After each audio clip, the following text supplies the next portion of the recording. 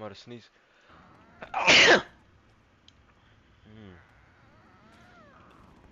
There we go.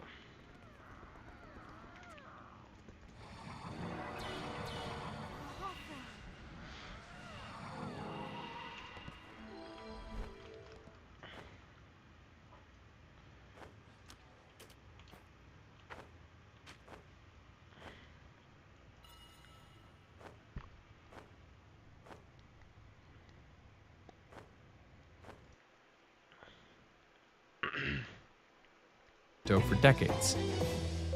So there's a lot to write about. Spent a lot of time at Monsanto headquarters. It became pretty clear this company really doesn't care about its customers. Right. Okay. Together, this group of lawyers started a lawsuit against Monsanto, and they forced them to hand over their company documents. Monsanto had to comply, and so the lawyers got access to their internal emails, memos, and safety studies. Saying one thing publicly and saying something completely different internally, the duplicity, the deception is just, jaw-dropping, really. In 1983, Monsanto submitted a glyphosate toxicology study to the EPA to get it classified as safe. But the data was showing that mice receiving higher doses of glyphosate were developing rare kidney tumors. The EPA was obviously worried with this, and they wanted to classify glyphosate as a possible human carcinogen. So they asked Monsanto to do more studies.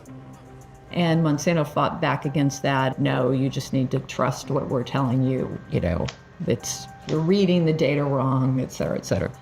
Monsanto wouldn't comply, and they pushed back against the EPA until 1989, when the EPA suddenly changed its mind. They said a repeat of the mouse oncogenicity will not be required at this time. And instead, in 1991, the EPA classified glyphosate as having evidence of non-carcinogenicity for humans. The cancer concern in mice was never made public, and this new classification certainly helped push Roundup sales, at least until more independent research came in. See, one of the most influential research papers on Roundup actually came out in the year 2000. It was the safety evaluation and risk assessment of the herbicide Roundup and its active ingredient glyphosate for humans, commonly just called Williams, Crows, and Monroe, after its authors. This was the landmark paper on glyphosate safety, which concluded that Roundup herbicide does not pose a health risk to humans. This paper was cited over 1,200 times, which is a lot. And it was considered then by regulators the foundational research paper to say that glyphosate was safe. This independent paper. Except the paper wasn't independent at all. See, Monsanto's director of the toxicology group, William Haydens, was listed on the paper as someone who provided scientific support. So, in a 2017 deposition, Wisner and his fellow lawyers decided to ask Haydens about it. Were your contributions, in your view, to the Williams paper substantial? No, they were not. As I said, they were editorial just to make it easier to read. But here's how Haydens referred to his involvement in the paper internally. I have sprouted several new gray hairs during the writing of this thing, or I'll strangle Crows or Williams if they ask for any rewrites. And much later, we would be keeping the cost down by us doing the writing, and they would just edit and sign their names, so to speak. Recall, that is how we handled William, Crows, and Monroe. And they celebrated when it was finally done. You see in their internal documents, they talk about how this is going to be our defense, glyphosate around the world. The patterns of Monsanto's manipulation were just popping up everywhere. They tried to change glyphosate cancer classifications at different agencies. They seemingly colluded with corrupt EPA officials to try and kill opposing research, and they ghost wrote safety studies. By mid-2017, Wisner released all of these internal documents to the public, now known as the Monsanto Papers. People were furious. Newly released docs show Monsanto executives colluding with corrupted EPA officials. Tried to influence media and science reports. Monsanto appears to have been caught red-handed. We have a paper trail that goes back to the 1980s. Stakes for Monsanto are extremely high. Soon, lawyers were overwhelmed with calls from cancer patients who used Roundup and got diagnosed with NHL. They wished to be included in the lawsuit. By the end of the year, more than 3,000 victims had signed onto the case. But Monsanto tried to do everything to dismantle these carcinogen claims. Do you remember the 5 independent papers that came out bashing the IARC decision to call glyphosate a probable carcinogen? Well, the main review article there was ghostwritten by Monsanto. So you could see this paper getting edited and changed by people who worked for Monsanto. And it's been frustrating to see journals basically at every step of the way, declining to retract. That paper is still online today, and Monsanto went all the way to discredit anyone who was opposing their view with something called their let nothing go strategy. Let nothing go was essentially like, let nothing go. Somebody tweets online, Roundup causes cancer. You don't let that go. Like, you have an onslaught of people responding to that. They had whole training operations where they would bring in nutritionists and academics and other people to train them, like, what to say and how to say it. Do not believe that glyphosate in Argentina is causing increases in cancer. You can drink a whole quart of it and it won't hurt you.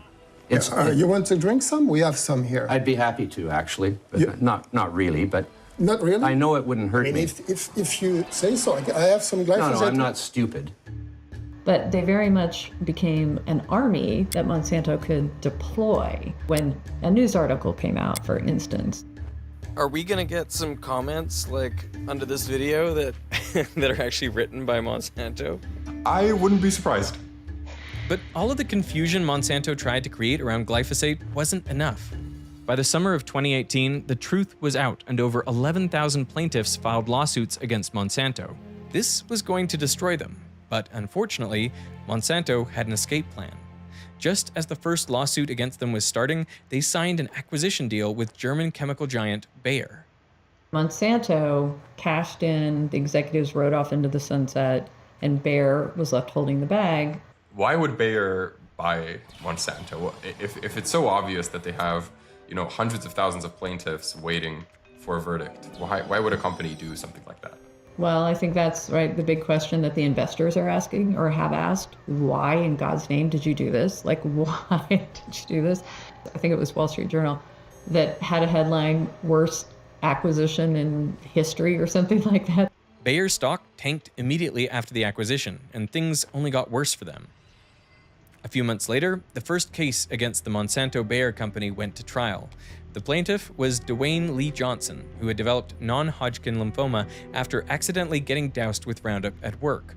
The jury, faced with evidence from the Monsanto papers, sided with Johnson, awarding him $289 million in damages, and Bayer had to pay up. By 2025, Bayer had to settle more than 100,000 cancer lawsuits for the damages caused by Monsanto's Roundup, amounting to over $10 billion in settlements. Monsanto, which is now owned by Germany's Bayer, denies any wrongdoing. And they don't accept that Roundup could have caused the plaintiff's cancer. So after all this publicity and scandal, how dangerous is Roundup really? My question has always been, if it doesn't cause cancer and it's not dangerous and there's no real risk to human health, why in God's name would Monsanto have to spend millions and millions and millions of dollars to create ghost-written studies and hire PR companies to ghostwrite articles online? And why would you have to engage in so much deception if you truly had a safe product, right? Well, according to IARC, one of the biggest concerns with glyphosate is genotoxicity. Some studies have shown that if you get overexposed to glyphosate, like many farmers would, then the chemical might substantially damage the DNA in your cells, which is a common mechanism of action for many carcinogens. And other studies have actually pointed to the shikimate pathway. Again, we don't use it, but the bacteria in our gut do. So if you ingest trace amounts of glyphosate, for example, through your food, it could disrupt your gut's microbiome. If you can disrupt the enzyme in the microflora in your gut, the EPSP enzyme, the synthase, it could have all sorts of effects. Now, IARC never specified at what dose glyphosate actually becomes dangerous. Just that overall, glyphosate is a probable carcinogen. And to put it into context, the other things in the same classification category are eating red meat, or high temperature frying, or pulling a night shift.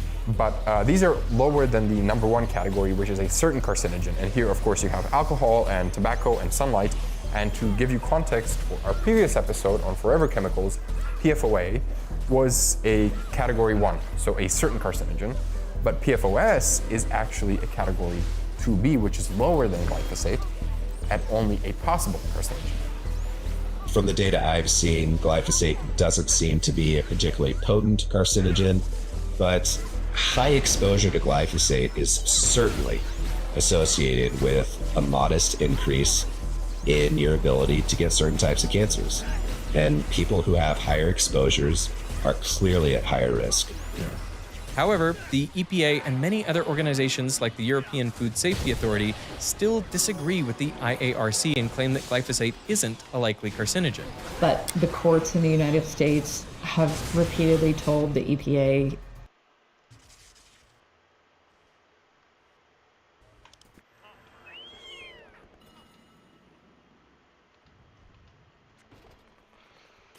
What is happening?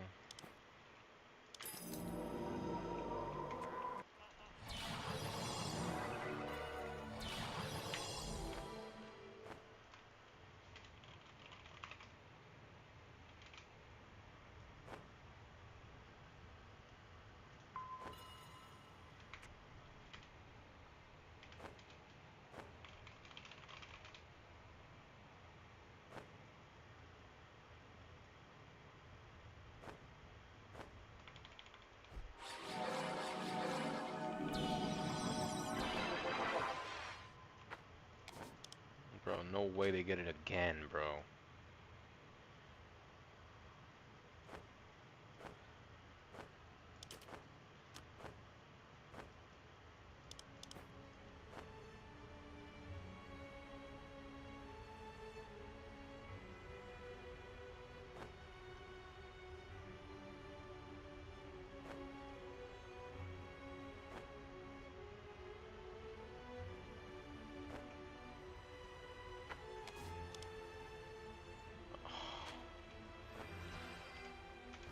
Is it AHK?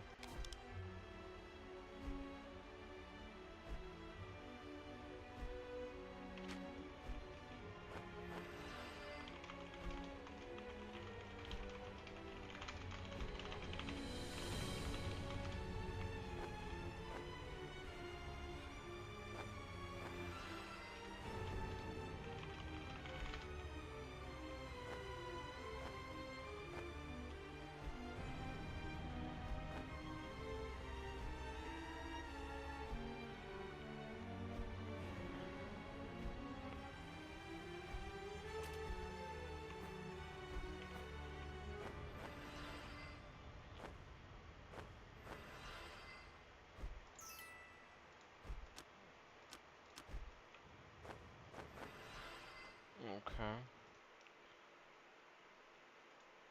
Hell no.